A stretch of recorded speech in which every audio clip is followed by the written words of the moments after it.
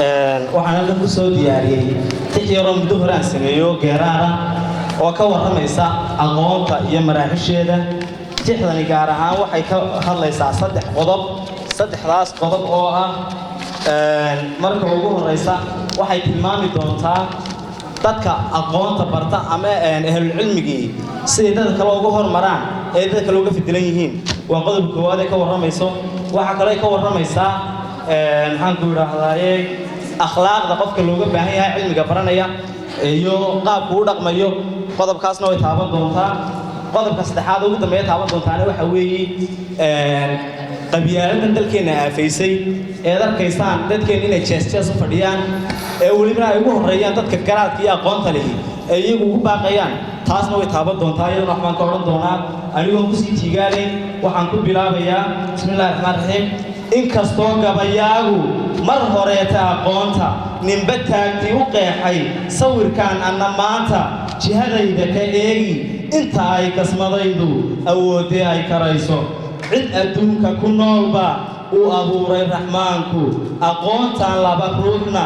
aan simayn malkadooda iyadaa kala socda uumiyaa kala saarta ka asoorta walaalka lix uu naas la wadaagay ama uur wada qaaday ama aabba qudhaata giddigood ku absheegta aqoontaa dalalkoo dhan u astaysay cududooda saddex aan isbahaybsan dowladaha arrinkooda amarkooda ku gaadha awood aan cididiidin la yidhaa isamkeeda fiita aan la hor joogsan keligood mawqaasa in kalaa horumarkoodu cunkadaasi u dhowiyey oo filnaansho nafeedna arligooda ku deeqay dalalbaa ugu liita u yaqaana adduunku dunidii afaraad ee aan karaama ka muuqan innagaana ka kow ah ummaddaasi la liido abaalkeennana weeyi mar haddaa ka abraaqay waxaan gaar u lahaynba inuu gaalku yasaaye xajiintunu adkaystay la dheersima yahay sow ayaan darri ma aha amase wax la diido innagoo kari weynay bal inaan ixtiraacno shayba kii ugu liitay qori aayar la fiiqo findhiceelka saafa waxaan qarracmaa marka ay indhahaygu ku arkaan marsadeenna markab aayar rogaaya shixnadu ugu horreeyo findhiciilka aan sheegay wuxuunba ay caddaata in dadkaygu dhammaanba afka uun ka hadlaane muruqii ka abaaday sow ayaan darri ma aha innagoo sareeceenna ishnidhoo kaba faana dabadeed u asoolla midka uu nin kaleeto u dhafree u habeenno allaylkii harameeyey innana aan iska jiifnay innagoo layna moodo in adduunku dhammaanba soomaalunu adeego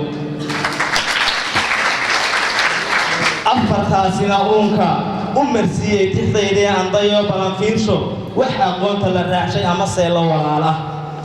akhlaaqdaa la mataana la'aanteedna aqoontu wuxuunbay u yareegtay haddii gaadhi uu waayo afartii socotaayir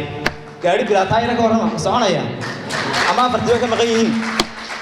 aqoontuna haddaynay akhlaaq iyo magaranaysaa qiyam toosan lahayn aqoontaada waxba kuguma filad adeer iska daa waxbaa dhigane mar haddaanay aqoonta taraxaynin akhlaaqdu arrinkeed ma sokeeyo wuxuunbay u yareegtay haddii gaadhi uu waayo afartii socotaayir mar haddaanay aqoonta taraxaynin akhlaaqdu arrinkeed ma sokeeyo wuxuunbay u yareegtay ruux ordaaya dariiqa isagoo mudhax qaawan mar haddaanay aqoonta taraxaynin akhlaaqdu arrinkeed ma sokeeyo wuxuunbay u yareegtay ruuxda oo jismi weyda ruuxda iyo jismiga iyo naftu ma kala maarmaan qofka maxaa la isaga haysan waaye hadduu isagoo dhintay halkaa dhulku ku oli waayo inuu haysan weyni waxaan macalaha u yeelaya soo maaha ruuxdan iyo ruuxda ilaahay ku abuuray soo maaha aqoontuna waa sidaasi la mid ah haddaanad ardayo akhlaaqayn aqoontaas manfac ma leh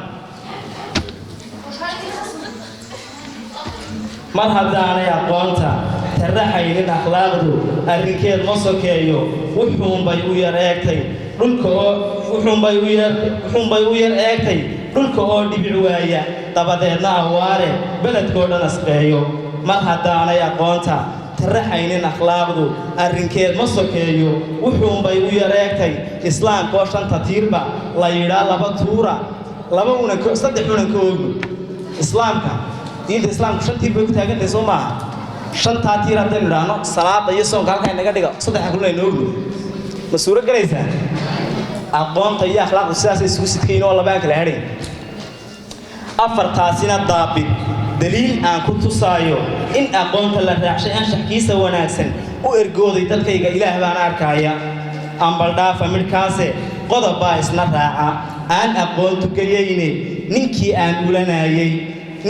ulanayay ee digriya siteen isna aan ka filaayay inuu uunku ku daydo ayaa maanta u liita oo qabyaalad walaaqda isagaa la xameeya u garaacana cuudka dabadeedna u dhiiba suldaan aayarku heesiya caaqilkoo isna jiibsha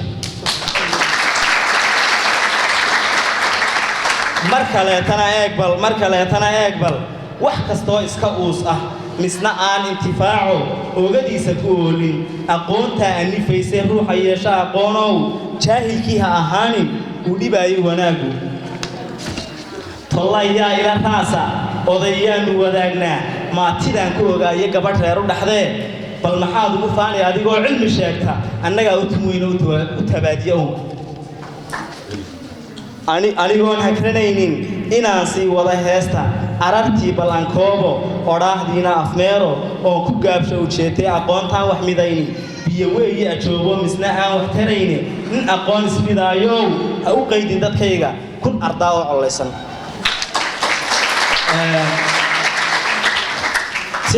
intaasay tixda ku eeg tahay ardayay waxaan idinkula dardaarmayaa qofku markuu arday yahay waa inuu ka duwanaadaa ardaygeena jaahilka ah ee iska jooga qawiyadii iyo miyadii waa inaan lagugu sabaalayn wax yaro hoose waa inaad noqoto arday ka koro waxyaabaha yarre malaayacniga loogu yeedhayo maanta waxaa jira dhibaatooyinka ugu weyna qarankeena ka jira waxa weeye